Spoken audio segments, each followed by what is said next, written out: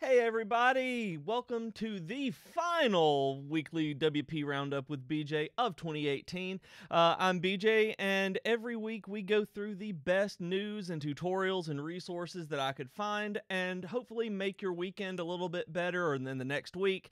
And I hope I will make the rest of your year a little bit better this time. So the holidays are just around the corner, and so let's spread some cheer and get to know each other, help each other out. If you are new to the show and you've never joined us before, we try to make this really interactive. The community is just wonderful. So we always have a very active comment section. The live chat on YouTube and the comments on Facebook they have people in them all the time. So if you have any questions for me or anybody else, any problems with WordPress, whatever, somebody is generally out there to answer them. So feel free to throw any kind of comment that you would like. Don't be mean. Not any kind of comment, but welcome. Before we get even started, before I even look at the comments and get distracted, I want to remind everyone that today is the very last day of the ET Cyber Monday sale. So if you're looking for the 25% off discount and you've been waiting and thinking about it, today is your very last chance to get this. We will not do another sale this big at least until next year, Black Friday, and who knows even then. We want you to know that you have 10 hours from right now to be able to get it. So make sure that you go look at it if you haven't already. And if you have, thank you. You're awesome and fantastic. And if you haven't, thank you. You're awesome and fantastic still. So, how is everybody today? I'm seeing people from Cyprus and Berlin. That's awesome. Daytona Beach. Oh, yeah. Oh, man. New Jersey, everywhere. Canada, Vancouver. Awesome. So you get to see every TV show who has ever been produced just by walking out the door. So that's awesome. But again, welcome. Thank you guys for joining me. So this week has been a fairly light week. This one has not had a whole lot of news. Generally the week before a holiday, unless you're trying to push out Gutenberg initially, that's what they were trying to do before Thanksgiving. But generally the week before a holiday is pretty lax, and that's generally good since a lot of us are winding down the work, taking a little bit of extra time to be with our families, and generally the WordPress stuff has remained fairly low key over the course of the week. So I wanted to at least point out for you guys, y'all know that WordPress 5.0 came out. Y'all know that Gutenberg is a thing now, and you probably have the classic editor plugin or are using Gutenberg right now. So if you've been having performance issues with Gutenberg, I do want to point out that they released 5.0.2, that you can update WordPress right now, and they have been working on making sure that you get performance issues fixed, that according to the developers, if you have a block heavy post and you're using a lot of images, a lot of paragraphs, very long stuff, they said about 200 blocks is what they were looking at, you have about a 330% increase in speed. Like, that is lightning fast compared to what it was. I haven't loaded it up and updated it and tried with a really massive post myself, but that's what they were doing, is releasing this particular update for speed. That was pretty much everyone having issues. I mean, it was a common thing that if you were trying to do something really heavy, Gutenberg didn't like it that much, and the fix for that has been implemented. So if that was something you were running into, give it a shot by updating right now. I'm going to look at the comments and see what's going on. I see my wife on Facebook. Hello. I see lots of people. Michael, Nazreen, and I also see from Morocco. So Grimek, that's awesome. Morocco is just beautiful from everything I've ever seen about it. I would love to visit sometime. And Judy, yes, today is the winter solstice. Today is the shortest day of the year. So that means that it is only going to get longer and brighter, and there's more daylight. So I am incredibly happy about that.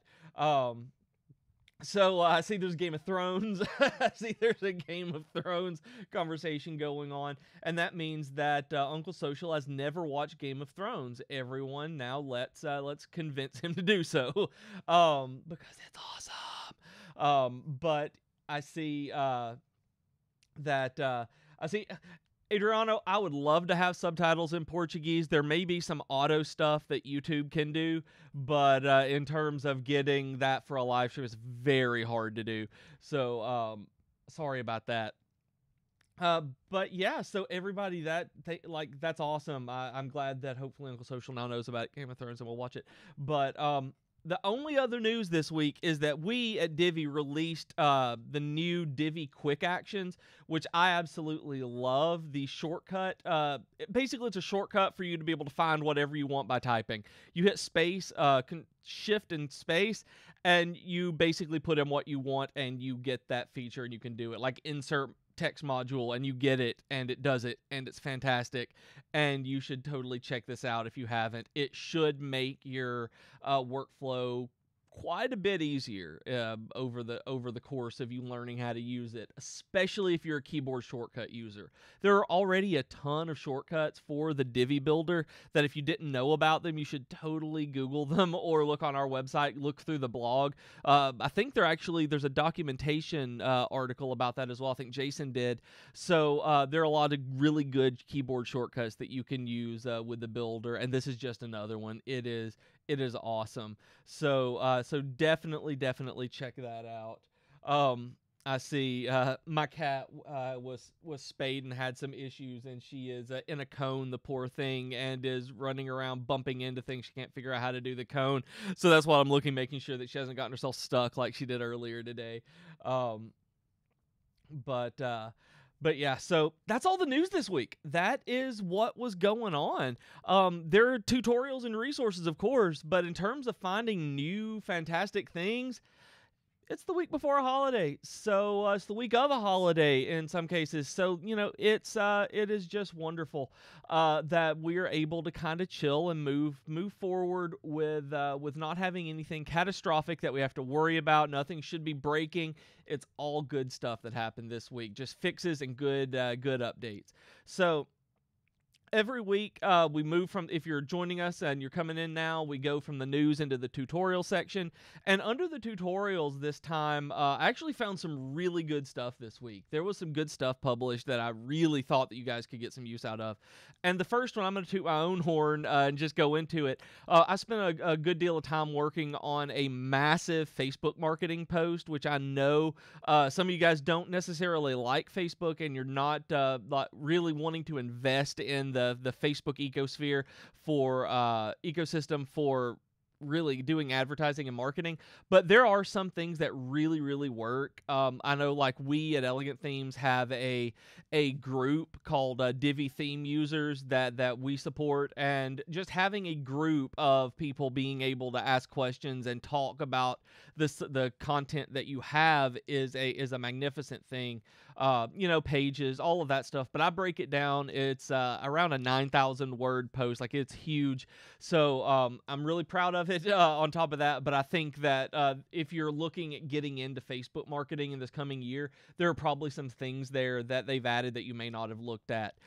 Like, groups now have a chat. Like, you can open public chats like this that we're in right now, except they are to group members within that particular Facebook group. So it's really cool being able to do stuff like that if you're a Facebook user and work on that stuff. So I wanted to sorry, I got distracted by comments. There's a good conversation on YouTube going right now with ho-ho-hos and people hashtagging each other. It's wonderful. But I think that you would get some out of that because it's a pretty in-depth article. And then there was another article published on our blog this week that John Hughes did called "Learn to Write Better and Why You Should Want to." And here's the thing about this one. Of course, I'm going to want to talk about content creation. I mean, that's what I do.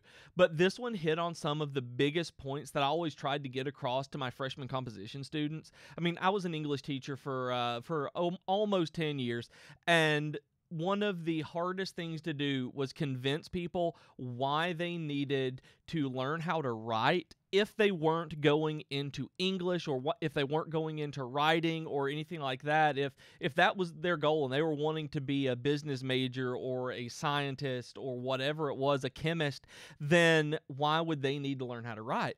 So this article does a really good job of actually hitting the points that I've used for a decade now to try to convince people and try to show people that writing is probably the #1 skill that you can have to land jobs and keep them, because more than anything else, it teaches you how to communicate. That at the very end of the day, honing your writing skills is going to let you communicate more clearly with your superiors, with your coworkers, with your colleagues, with your partners, everything, with your subordinates. It's going to help you communicate more clearly, because even though you're probably going to have a lot of one-on-one voice time, eye-to-eye contact, even if you're remote, you're going to be able to do Skype and Slack calls.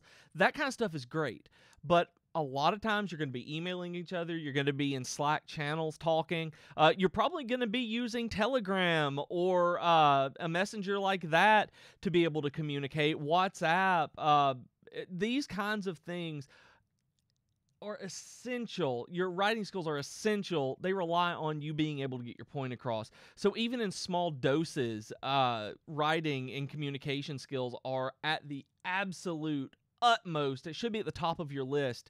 And he talks about how you'll have an easier time persuading people, and it can also make you stand out in the workplace and in your personal life, which is true, because if you're the one who always writes the long, thoughtful messages to people that they actually read, that's important. And it also means that you're the one who can write a concise list that they don't have to read through, that they don't have to put all the time and energy, and they get your points. They understand the report without having to spend an hour on it.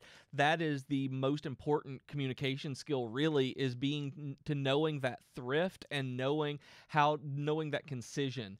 I had a boss, my dean, one time when I was the assistant director of our learning center.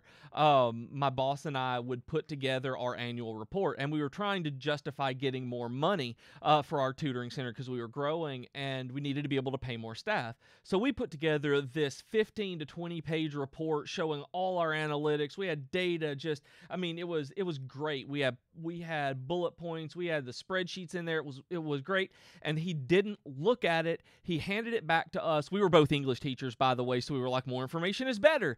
And he handed it back to us. He was a biologist, and he said, put this on a single page. I don't want to read a novel. And we were like, okay then, because he didn't have time to do that. He was getting this from every department on campus. So of course he didn't want to read 20 pages of us justifying it. We put the most pertinent data down, we went through it, we pared it down, and used those writing skills that we had to justify ourselves in a much smaller space than we had initially done, and it worked out. We got a bigger budget the next year. So those are things that that writing can help you with. It doesn't necessarily mean that you have to write longer. It just means that you have to write better. And one of the things that they talk about in this is that how to do this is practice your writing regularly.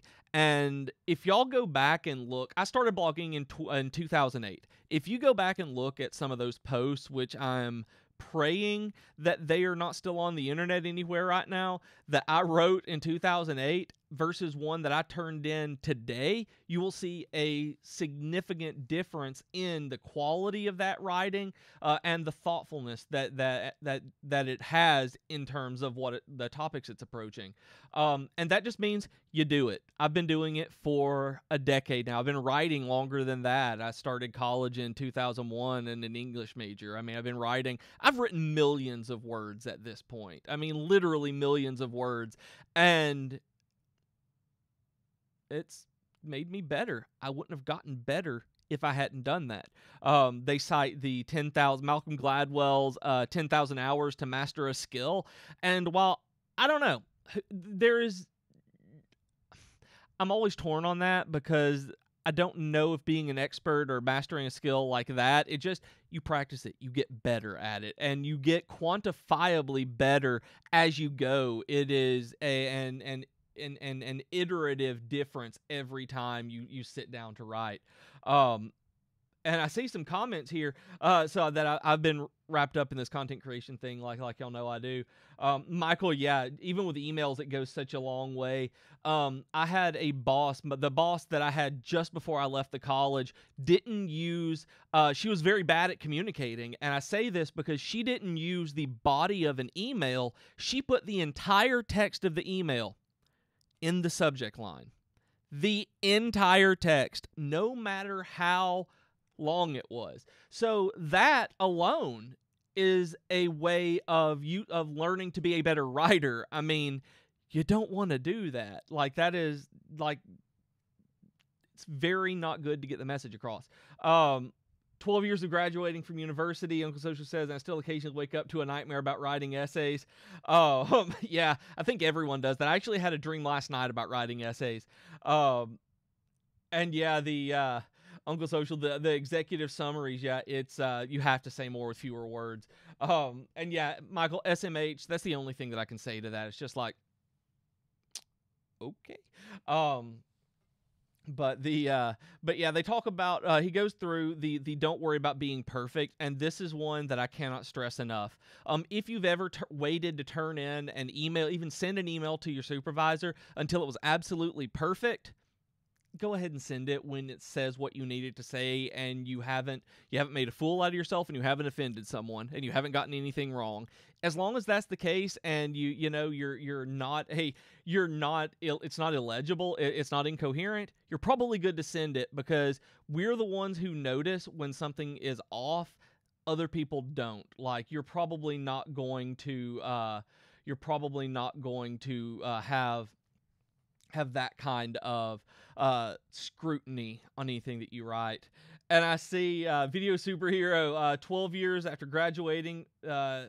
Let's see, when was it that I graduated? I graduated college in 2006, so it is 12 and a half for me right now. May will be 13 years since I graduated college, and May will also be 10 since I got my master's, and that really is weird to think about. So nuts, man.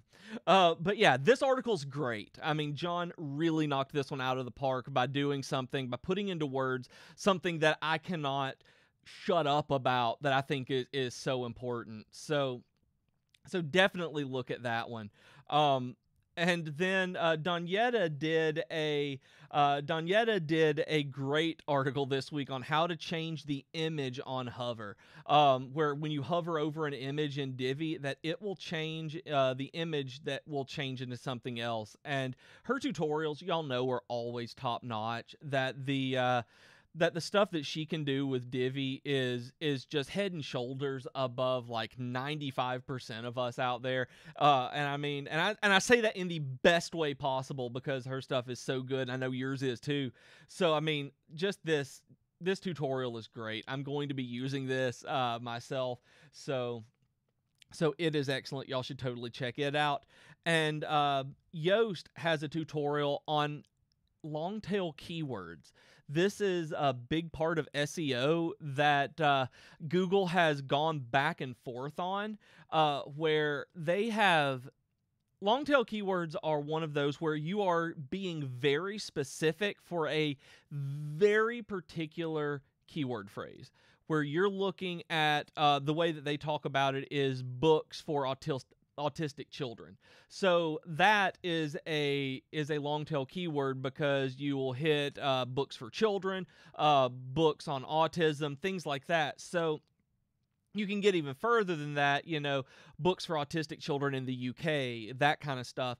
And Google recently hit sites that focus specifically, these niche sites, on one particular word, long-tail keyword like that, because they weren't providing a lot of good content. But what you can do with long-tail keywords that Yoast talks about is create this cornerstone content where you use all of these long tails in one cornerstone article, and then break apart into individual posts that link back to it. And it can link out to them, obviously, so that you're creating a lot of content that really is this silo of just wonderfulness that Google will look at and be like, oh, you're putting out a lot of great content here, let us link to that.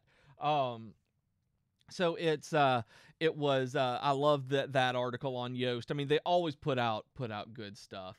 Um, and then I love Code WP for putting out the how to buy a domain name that is taken, because this is something that every one of us has probably been frustrated about. We have a URL for something over the last whatever it is, whatever our career is or hobby in this, that you've wanted a URL and it's been taken. I ended up having to get a .net whenever I started out my fitness blog, because it was the .com was taken and not being used, and that kind of thing is frustrating. And what they talk about on here is that it's better for you not to necessarily, depending on your budget, not to go and get a different top-level domain, that you don't have to get the .net, that you don't have to get the .org, and you certainly don't have to get the .us or .info or .biz. You might want to get the .io, though, if you're in tech, because, everyone is. Oh, excuse me. But they talk about checking what the domain is currently being used for, if it's being parked, if it's being listed on Flippa or another domain flipping site. You can find out who owns it with who is, and if they're private, if there's a private who is, there are ways to still find that out. You have to set up a budget on what you're willing to pay. The reason I didn't get my .com was because it was about $2,000. And I was like, I don't make that much money on my hobby blog, so I can't really justify spending $2,000 on the .com. And then someone else in the niche got it, and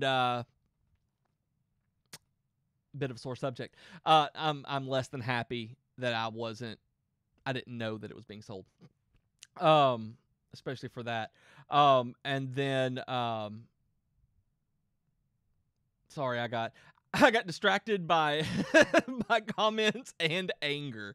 So no, the Michael, no, it wasn't huge domains. It was a particular person at that point. That was just what they wanted for it. And I couldn't do it. And I see zombies and stuff in the comments. I gotta look away for a few. But they're talking about determining what you're willing to pay. Like I said, I wasn't willing to pay $1,500 to $2,000. I probably would have dropped $200 on it. You contact the owner, you negotiate a purchase, and there's also back ordering domains that sometimes a registrar will let you do, and they go through that process as well. That's something that I've not done, but I've really thought about. I've also noticed that just on domain names, I don't know if you guys know this, but at least for .fm domains, usually they're for podcasts, that kind of thing. But even though it's actually it's an international domain, it's a country code that I can't remember which one it's to right now.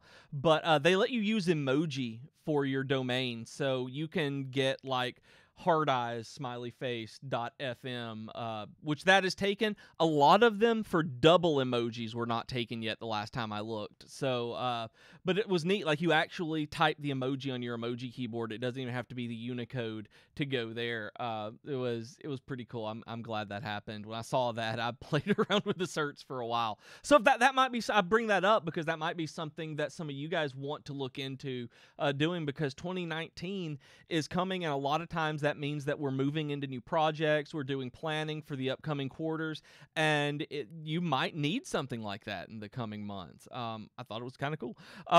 Also, that in mind segues into the next post under the tutorial section, the how to kickstart 2019 as a blogger with big goals. And this article is again by Yoast.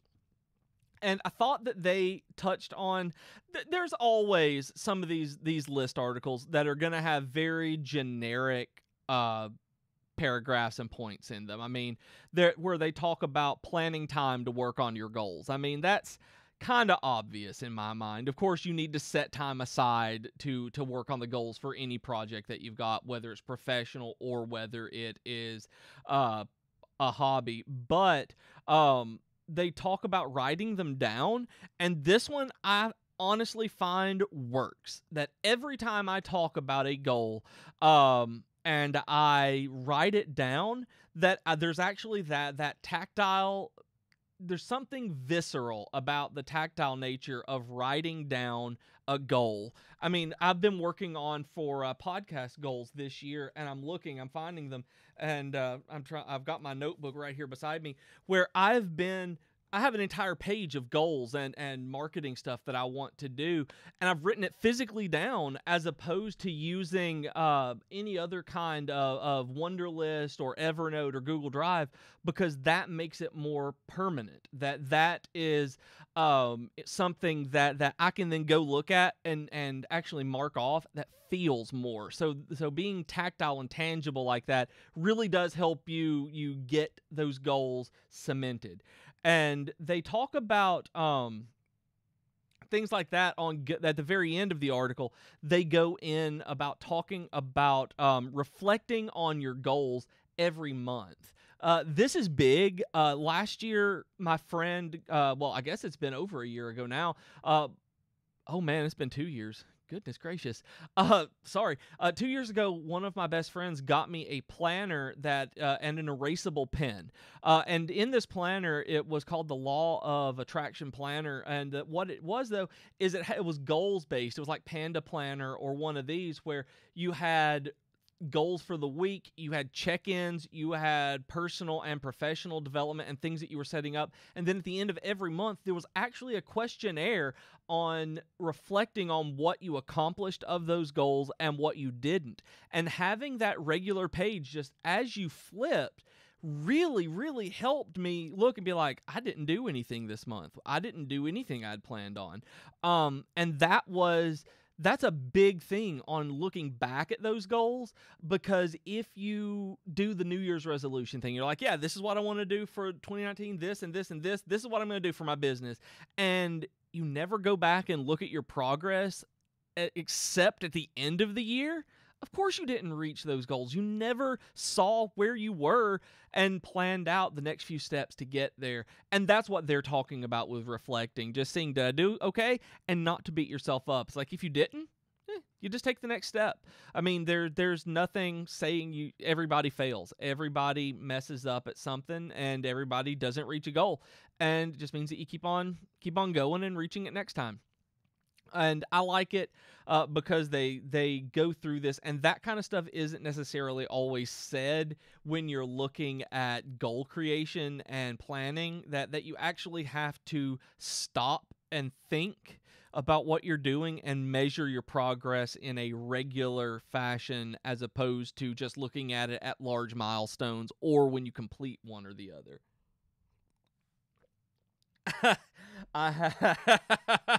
Uncle Social on YouTube says emoji domains, when the asteroid hits or the robot uprising happens, we're totally gonna deserve it. And that's a little true.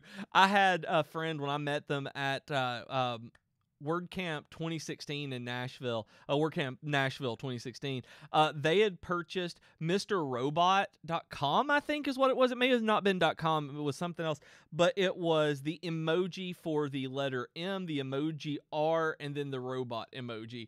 And he showed it to me, and then it loaded, and I was like, oh my goodness, that is awesome. That was the first time I ever saw that, and then I saw the .fm ones were doing it and making it a lot more available. It's pretty cool. See, I like that. And yes, we probably will deserve it because of doing stuff like that. The next to last thing that is under tutorials, I absolutely had to mention here, because it is how to write a multiplayer and text adventure engine in Node.js. This one I both love and I'm a little disappointed in, because it doesn't go... It doesn't go into the code. It doesn't actually go through what the code for every single one of these pieces of the engine would be, but it gives you an entire process to plan out what you would do if you wanted to make a multiplayer app, have multiple people connected into the same instance of an app, and that alone, with the flow charts and the way that he goes through this system, is enlightening for people like me who don't necessarily get how I need to do the requests and authentication. It was really interesting to read, and so at the end of it, he does have a little bit of JavaScript in there, and this one I really thought it really hit me, because when I first started learning Ruby, this is one of the tasks that the tutorial I was running through got you to do, was write a very basic text adventure. And I think a lot of new programmers do that, but it was really fun to plan out. It was really fun to write these rooms and see what's going on, and that kind of article, where it really breaks down from the top level design all the way down to the end of creating this engine, was super interesting to me. And like I said, especially having multiple users connected at the same time who could interact with one another, and different sections of the screen that were dedicated to different things, where even if you're not using a game, using it to game or do that, you're learning something on how to put together a collaborative app using JavaScript. And thank you, Zane. Zane on YouTube says that FM is for Micronesia. Thank you very much. I really could not. Is it Federation of Micronesia? Is that what it is? Now I'm totally curious on where the F comes in. The Federated States, something, I don't know. You're right. I thank you. That's great. I would never have recalled that it was Micronesia. So the very last tutorial that I've got on here is Divi Space's most popular Divi tutorials of 2018. And this, I think, is the highlight of the end of the year. I love best of lists, and I always want to put these, when I find them, in the articles here, in the post here, because you guys may have missed these. I may have missed these. I did miss like every one of these. And they're very useful when you find a roundup from a company or a site who puts out regular content on showing you how to do things. It's you cannot go wrong with it. We had, like I said, last week, we had the top elegant themes freebies of the year post last week, where we went over the best layout packs, the most downloaded and most used layout packs. So there may have been one that you didn't know had been put out, because we've been putting out a lot. And then these tutorials, like how to add custom fonts to WordPress, how to fix the jumping header issue in the Divi theme. I used this one this year because I got so frustrated at the jumping header issue that there's a fix for it, and it will be a little different for every website, they say, but you can fix it, and you can do it. There's also a plugin for it. I can't remember where I bought it, which is what I ended up doing. That is called, I think, Jumping Header Fix. But it's frustrating. They have a tutorial on how to fix it. So if you didn't know that those existed, there are fixes.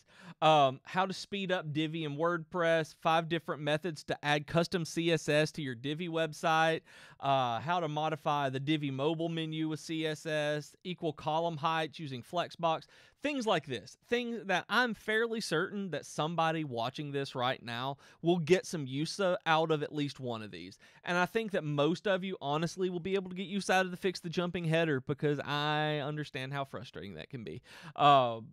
We understand as a company. It's we do. And but there are fixes out there. You got it. I believe in you. Sorry, I got distracted by comments again. They're talking about Walking Dead. Andrew Lincoln is the actor who plays Rick Grimes on Walking Dead, and he is a British fellow faking an American accent for a big part in the U.S. series. She says he's talented and handsome, just like Uncle Social, she says. Aw. Andrew Lincoln, I will have to say, is very talented, because being from the South, when I hear somebody do a fake Southern accent, it drives me crazy, because they're pretty much always wrong. It's like in the second season of Luke Cage, I know people were looking at the Jamaican accents and cringing because they were not accurate Jamaican accents, and they I know I can't even imagine you folks who are not who are have your accents butchered by Americans every day on TV. I can't imagine, because I get so frustrated on the. I get so frustrated on just hearing the Southern one, but it doesn't surprise me that he's able to do such a good Southern one, because linguistically, I guess not linguistically, but phonemically, the accent, everything is closer within the English accent, and the Southern American accent is they're very closely related in terms of sound. I see. Rick Grimes is no longer on the show. They actually already did that. Zane, oh my goodness. And Uncle Social, yes, my accent is 100% real. I sometimes you think I might be from Boston. Yes, my accent is real. I was actually born in the South. I always tell people that I was fish sticks and bologna poor growing up. I grew up in a single wide trailer in rural Tennessee, and it was that's who I am. I have a very strange accent, I've been told, especially by people who aren't from the South, and a lot of it comes from me enunciating things. I have a theater background, so my directors drilled into me making sure that I hit those hard sounds. So I will hit the T's in the middle of words. I know that I pronounce my S's at the end of my words, and things like that. Kind of like a honestly, like the British accent. Sometimes we actually pronounce there's a T in the middle of that word.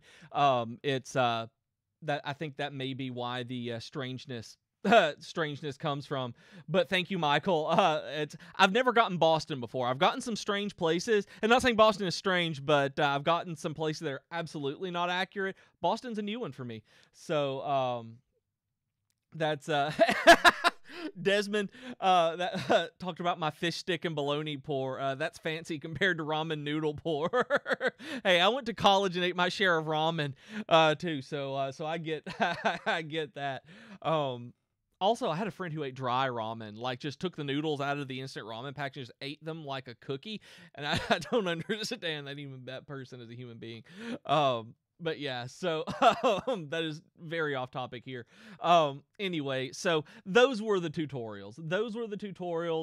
That I was able to find this week. Like I said, it's been a spare week. It is the week leading up to the holiday, but those I thought were some that really, especially the roundup, would be able to keep you guys going over the break. So if you're joining in late, if you're just joining us, if you've never been here before, what we do every week is go through the best news, tutorials, and resources that I was able to find, and we've gone through the news and the tutorials already, so we're moving into the resources. And if you want to find the links I'm talking about, they're in the video description, and if you want to go back at any point and watch the beginning of this stream and see the discussion, it is going to be on Facebook and YouTube as soon as the stream ends and those platforms load the video. So the resources, I saw Cats Who Code did one, and I have a question for you guys. I love these web design trends for 2019. I love these kinds of articles, you guys. I always click on them when they come up, because I'm like, ooh, what's the trend this time? And one of them they talk about in here is Cinemagraphs replacing GIFs. And I love Cinemagraphs. Don't get me wrong. Love them. But I don't think they're going to replace GIFs. And here's the thing. I don't think they're going to replace full screen video either. I want to know your thoughts on Cinemagraphs, because I think they're beautiful. You know, they're the images where you will see a soda can, a still shot of a soda can just kind of sitting here, and the only thing that's animated is the water coming out. Everything else is still, or water coming out of a soda can, right? The soda coming out of a soda can. And that's the kind of stuff that a cinemagraph is. And they're not terribly hard to make, but they do require specialization, and they are technically video files. So I'm curious on your thoughts on those, on how what they do. Like, do you use these? Do you like these? And I keep seeing people say that they're going to become more mainstream, but I'm not seeing it, because I think they're designers' dreams, because they're pretty, they're attention grabbing, but I don't know if everyday people will do that. I don't know if a lot of professional designers are going to do it because of the pain that they are. And I see Uncle Social calls them GIFs, and we're going to ignore that and move forward. But they do go through things like translucent buttons and minimalism with photos of people. I thought this was one that was interesting, that they're seeing websites move away from this illustrated flat look that we've had the last few years into more people being the central part of marketing and advertising. It goes directly into the storytelling that we always talk about on here, because you're wanting to connect one-on-one with the people you're marketing toward. So it doesn't surprise me that Katsu Code sees the photos of people being more used next year. Is that something you guys are doing? Because I actually, on my blog, I ended up putting a photo of myself at the last race I ran. I did the Star Wars half marathon, and I put a picture of myself doing that as the main header image on my site. And it didn't dawn on me until just now that I replaced like an animation doing that, like a logo, like an illustration doing that. So it's interesting to me to that I fell into a trend and didn't know it, or maybe I'm the trendsetter. No, said no one ever about me. They talk about geometric shapes and full screen video as an informative element. I thought that was pretty cool. I like the idea of full screen video, because I do whenever there is a full screen video background and there's no elements on top of it overlaid, I'll sit and watch that video. And if I'm scrolling and a video auto starts and it's big, it does grab my attention and I'll stop. So maybe that's something to look at. But those are the kind of things. Like, have you guys seen any kind of trends this coming year or over the past year that you think are going to get bigger in web design that you're really going to try to capitalize on because you were able to do this really well? Like, is there anything for you guys? I see Judy says it's very easy to do GIFs and animation of Illustrator files in the Photoshop timeline. I don't know how to do that. That is actually something that I want to learn how to do. Is being able to animate things. That's on my goal for next year. Is getting Illustrator, Premiere, and Photoshop a lot, and maybe InDesign depending, a lot better at these pieces of software, because I am functional, but like I don't know how to actually make a GIF. I use a GIF maker app or something like that to do it. So that's something I want to learn. That's part of my specific things that I'm going to check in on myself for 2019. Honestly, for blogging, that's one of my blogging goals. I want my blogs to be more appealing that way. And I've already started with Illustrator, and oh my goodness, it breaks my head. So there is a WordCamp 2018 recap that Freemius did. It has the best title, From Speed Dating to Relationships, My WordCamp 2018 Recap. So y'all should check that out. Then Smashing Magazine, which y'all know I love putting out tutorials and things like that. They have an article called I Used the Web for a Day Using a Screen Reader.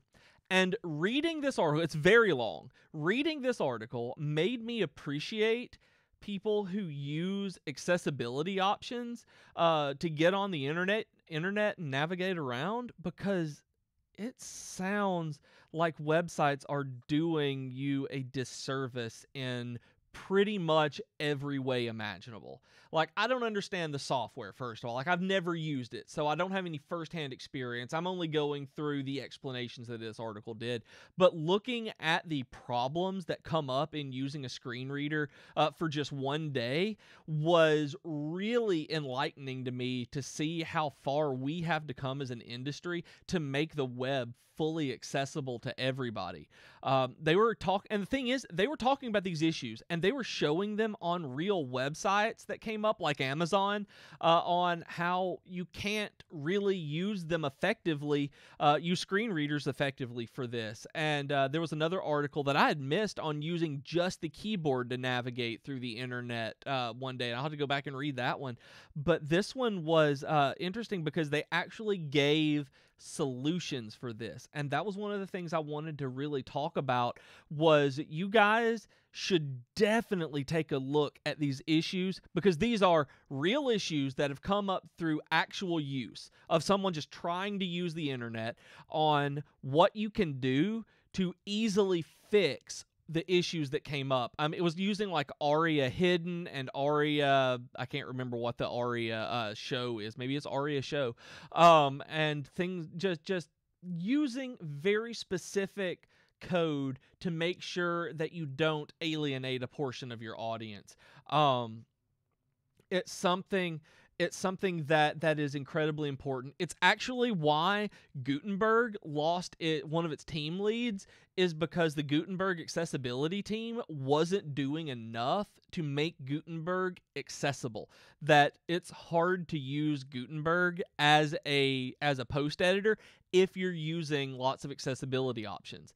And it's frustrating for people. And after looking at this article, I totally get it. Like, at least I can appreciate, I empathize there, even if I don't truly understand. Like, I can appreciate the frustration that comes after seeing this. But the good part is that you guys can go copy and paste stuff from this article and learn how to fix your websites. And I say yours, including me on that one, that I can go and learn how to fix stuff, because it was just things like even checkboxes. Like, you didn't know sometimes, even if you had them as separate blocks, like what you're signing up for and need to check a box, it didn't always read the checkbox, what they were checking and agreeing to.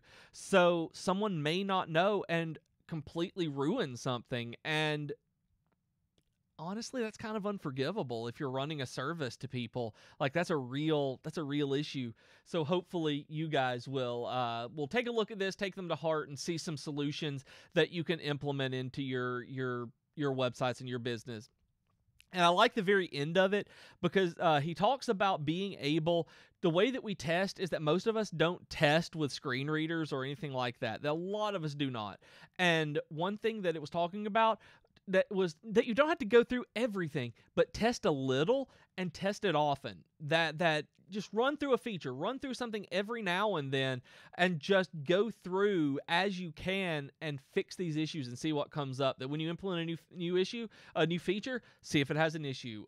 It doesn't take any longer than anything else as you're testing and running through the different. Sometimes I know people have like 8 different phones. This is my 8 different phones gesture that you go through. Add a screen reader to that. I mean, that kind of thing.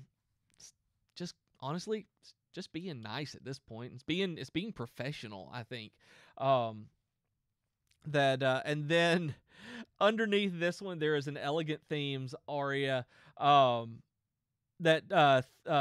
before I move into that one, I see George on YouTube says that maybe themes should be going through the Aria stuff.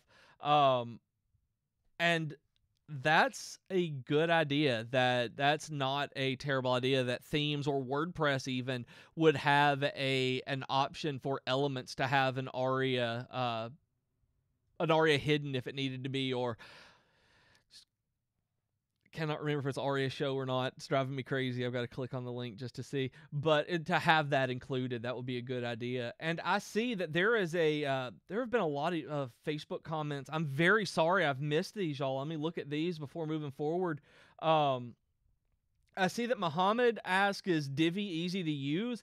I think so. I actually think Divi is the easiest of the page builders to use, and I say that as a user and not an employee because I moved from other page builders to Divi and liked it a lot before I even worked here. I thought it made more sense. So I do think it's easy to use, especially with some of the changes we made recently that make it a lot easier to use for even professionals. Merry Christmas to Guadalajara. That's awesome. I'm glad to see that John Arlid got his lifetime membership. That's great. And then I see Santosh ask how to handle the API keys. Should I use different API keys on individual websites? Yes, absolutely. One thing that our backend does not do is let you label which API key is which. So I suggest keeping a spreadsheet of them on generating a new API key and then pasting that API key into a spreadsheet with which URL that you've used or website that you've used that particular API key on. That one I think is great because that way if you lose someone as a client, they don't have your one and only API key, that they don't have your primary one, that they can then they probably won't, but having their own API key is a very, very good thing. You can just generate a new one from your members area, but yeah, it's a really good idea too. One thing that we've talked about that I've just heard mention of is that we need to have one that you can label them and keep up with. But as of right now, the spreadsheet is probably the best option for that. And then George says that he has a blind friend that y'all used to code together. Should ask him to do a test. That's not a bad idea, George. Looking at for accessibility options, that would give you a really good idea of how some of these major projects would go. And honestly, and I learned this in when I was in higher education because I ended up dealing with a lot of disabilities at the Learning Center, is that if you know how to work in accessibility and disability services, then you can get a job and specialize in that anywhere you want. That there are so few people who are willing to put in the work to do that, that you can really truly make a killing at doing it and write your own paycheck in a lot of ways because you'll be able to do things, have skills that other people cannot do. Like you could focus on website accessibility. You could be a website accessibility consultant and make big bucks for large companies, especially. Like I said, education, they're always needing disability services coordinators. But yeah, that would be something that would be awesome.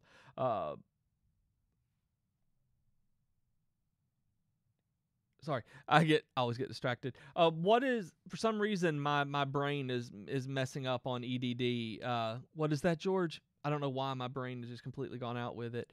And to wrap up today, I want to go over the next to last one for the that was an article that I love these.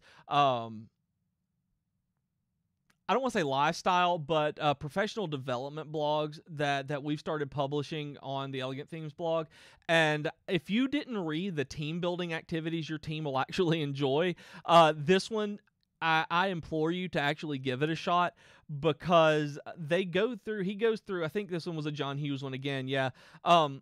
That they go through things that aren't like trust falls. Like those kind of things are not going to build trust. What those are going to do is frustrate your employees. But they talk about things like having a potluck dinner. Like just getting people together and talking over food. That bonds people. That I feel so much closer to the rest of the Elegant Themes team after we met up in Barcelona this year that I was like, these are my friends now. Like we were hanging out. We have stories now. Just being able to sit and eat and get to know each other that way, it means a lot. And you can do that with your team as well. Just have a potluck Friday and everyone talk. My wife's work does a Christmas food party, a finger food party, so that everybody just kind of hangs out and then stuffs themselves over the course of the day. And you always see people coming in to the break room at the same time, laughing as they go to get more. Those kinds of things will build your team up a lot.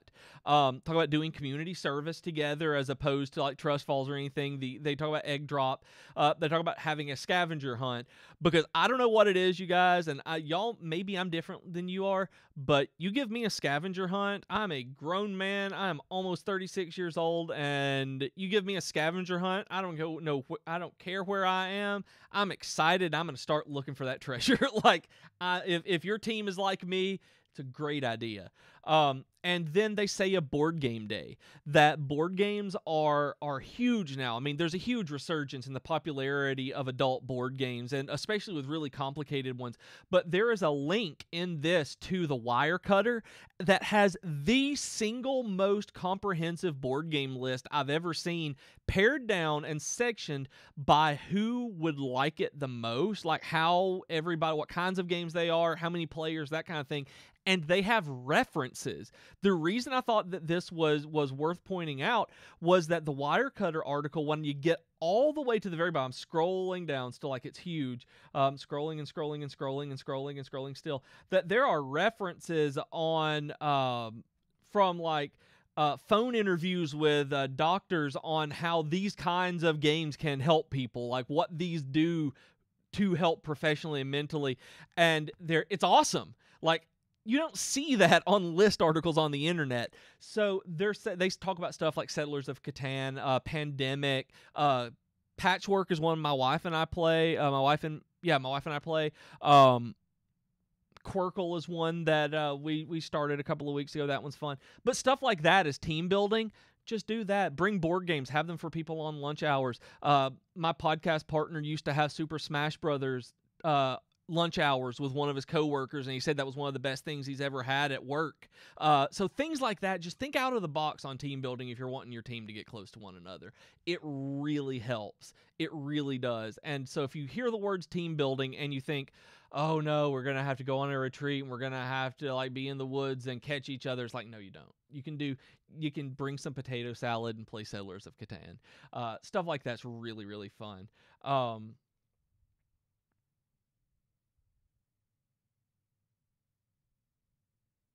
And oh yeah, George, I see. Oh yeah, being physically disabled is not the same as being blind. I didn't mean to make any kind of blatant statements like that. Please don't take any kind of offense to that. I did not mean anything like that. But yeah, Judy, that's right. Adding website review and testing for people, like I said, lots of money to make on that one. So yes, that's it, you guys. All of the links that I didn't get to are in the description of the video. I want to thank you guys for tuning in. It is the week before a holiday. It is everybody's busy and kind of crazy right now, and I really, truly appreciate you taking the time out of your day, sitting down with me and talking. This is the highlight of my week. I just absolutely love you guys. My wife this morning when I was eating breakfast asked about my stream, and I said something, and she was like, yeah, I thought you would enjoy it, getting to hang out with your friends. And I do. I do truly enjoy that. So thank you guys for watching. Next week, as far as I know, the live streams are not going to happen because of the holidays. So tune back in a couple of weeks, and we'll be here. And I will. I know I will be back on. I don't actually know the date. I looked up the date. Now I can't remember it. But I will be back in 2019. You guys, I will. I love you guys. Happy holidays. I hope everything goes wonderfully for you.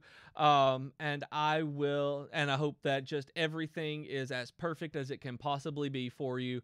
I appreciate you guys making this last year. I've been doing this this will be the 15th month of this show. So it has been fantastic, you guys. I'm glad to wrap up another year with y'all. So I will see you I'll see you next year.